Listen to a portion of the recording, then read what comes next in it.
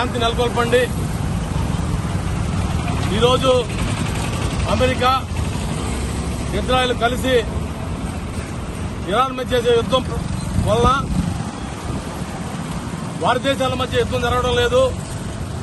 ప్రపంచవ్యాప్తంగా ప్రతి దేశం కూడా ఏదో పద్ధతిలో మూల్యం చెల్లించాలని పరిస్థితి ఏర్పడతా ఉంది. ఈరోజు భారతదేశంలో మధ్యతరగతి ప్రజలు కూడా గ్యాస్ కోసం ఇబ్బంది పడుతూ ఉన్నారు. యుద్దం అనేది యుద్దం వరకు ఆకుండా సామాన్య ప్రజానీకాన్ని, పిల్లలని చంపుతా ఉన్నారు. హాస్పిటల్ ధ్వంసం చేస్తా ఉన్నారు. ఈ యుద్దం నుంచి వచ్చే విషవాయువుల వలన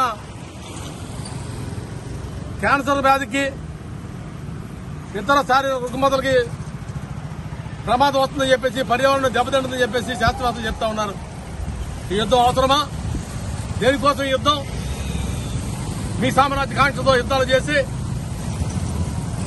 ప్రపంచ జనాభాని అతలాకుతలం చేస్తూ ఇబ్బందులు గురి చేస్తా ఉన్నారు. వెంటనే యుద్దం ఆపాలని చెప్పేసి సిల్సిఏటీగా డిమాండ్ చేస్తా ఉన్నాం. ఈ నేపథ్యంలో యుద్దం పేరు చెప్పి విశాఖపట్నం స్టీల్ ప్లాంట్ రావాలని ఎల్పీజీ నిల్వల్ని ఆపేశారు. ఎల్పీజీ నిల్వలు ఎప్పుడు 300 టన్నులు ఉండాల్సింది, కేవలం 70 టన్నులు మాత్రమే ఉన్నది. ఇది 5-6 రోజులు మాత్రమే సరిపోతుంది. 300 టన్నులు డబ్బులు కట్టి వెయిట్ చేస్తున్నప్పటికీ కూడా ఎల్పీజీ ఇవ్వడానికి నిరాకరిస్తా ఉన్నారు.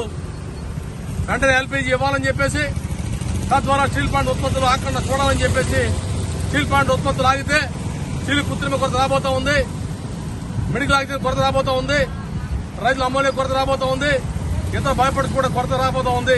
కాబట్టి స్టీల్ ప్లాంట్కి నిరంతరాయంగా ఎల్పీజీ సరఫరా చేయాలని చెప్పేసి డిమాండ్ చేస్తా ఉన్నాం.